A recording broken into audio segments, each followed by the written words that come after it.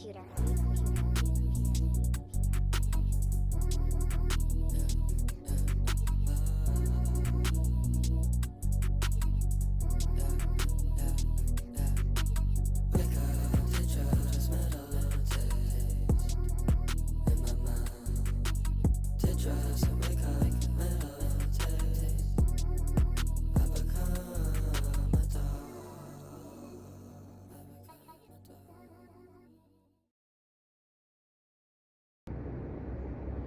You know, people always say, I've been biking for as long as I can remember.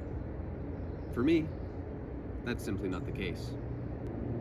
I didn't start biking because my family was super interested in the sport, or because I was watching video clips thinking, wow, someday I want to do that. I started biking because the world fell apart. That's what it felt like, at least. Hi, I'm Jesse Graves, an 18-year-old grade 12 student and avid mountain biker applying for the District Authority Award. I'm applying under the categories of physical activity and community service, related to mountain biking.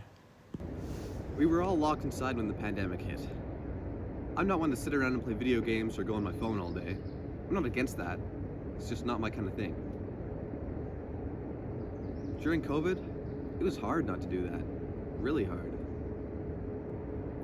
Growing up, I played hockey and soccer to occupy my time. But when the pandemic hit, they got canceled too. No school, no socializing with friends, no playing the sports I loved, because it was a health risk. I was so desperate for something to do that as soon as I turned old enough, as soon as I turned 15, I went out and I got a job. You know, it really wasn't my first choice of a job, or even my second, but Jarek's was the first to call back.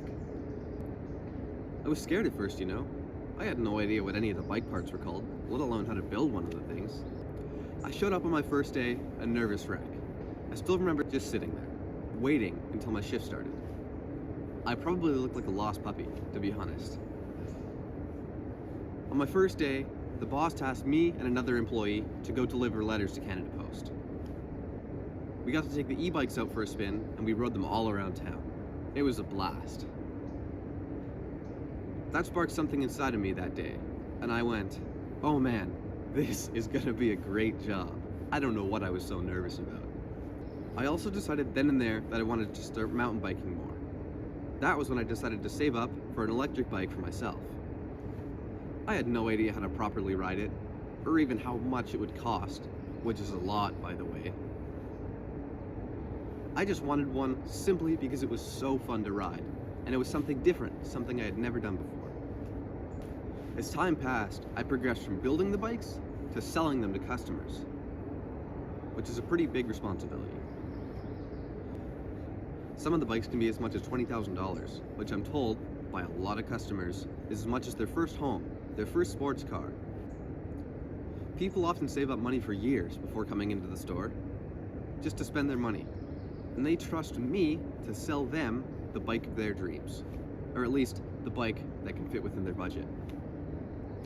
Most people aren't naturally inclined to trust their hard-earned money into a 15-year-old kid. So closing deals was really hard at first. As time passed, I realized I couldn't do anything about the age disadvantage, so I'd have to find other ways around it. Find other ways to sell bikes to people, to get people to trust me as an expert. I'd have to use another method to rise above the rest of the sales staff and show my worth. Pretty soon, I committed almost all the bikes to memory, or at least the important parts on all the bikes. I could tell you the difference between this bike, and that one over there, with ease. Pretty soon, the sales started to come in, people started to trust me, because I knew the facts. Still wasn't perfect, of course. I had to work a lot on my people skills. It's not something that's easy to do. Most people can't just jump in and sell something to somebody.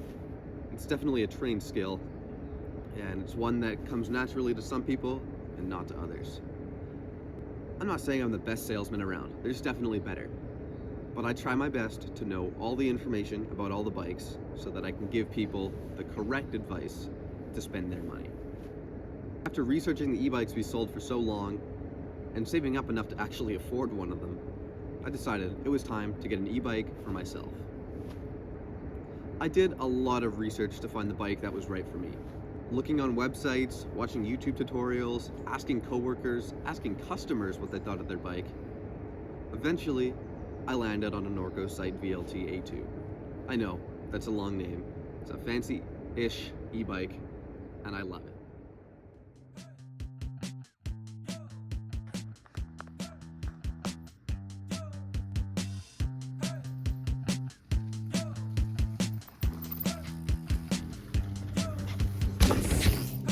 Let's take a ride.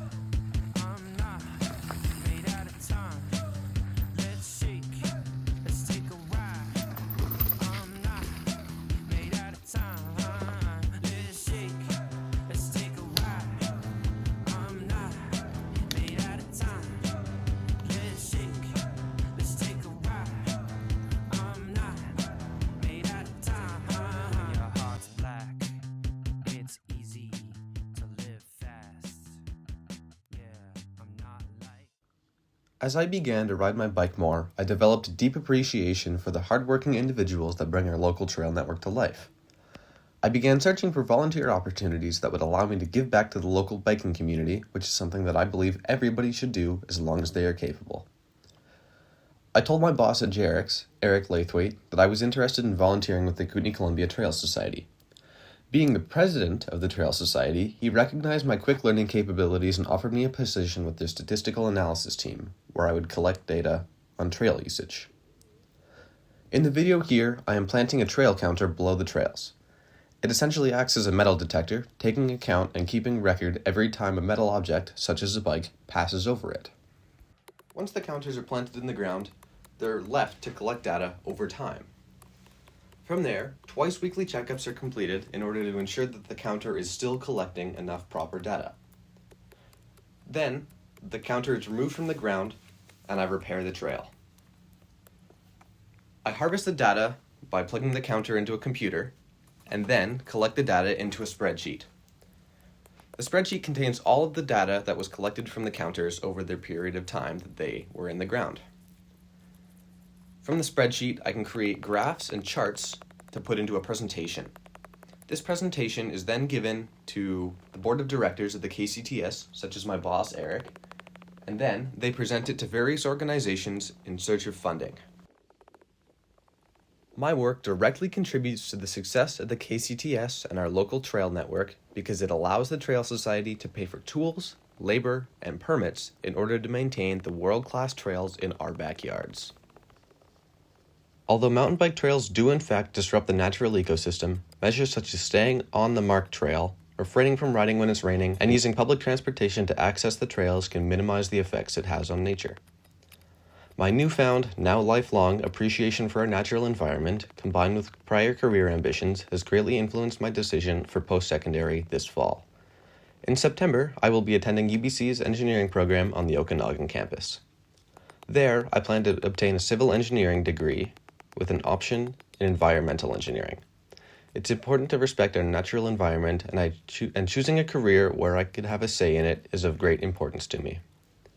Originally, I discovered my passion for biking during the pandemic and was able to turn it into community service that directly impacted my life as well as the lives of others.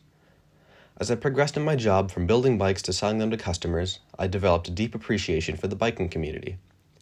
I began volunteering with the Kootenai Columbia Trail Society, collecting trail usage data and encouraging others to give back to their local biking community. Discovering the mountain biking community has undoubtedly been one of the most positive influences in my life, and I hope that sharing my story has piqued your interest. Next time you're out on a hike, walk, or bike ride through the woods, I would appreciate it if you took a moment to stop and take in the beauty of the natural environment and those who work hard to allow you to safely utilize it. Thank you for your time, and happy trails. Sincerely, Jesse Graves.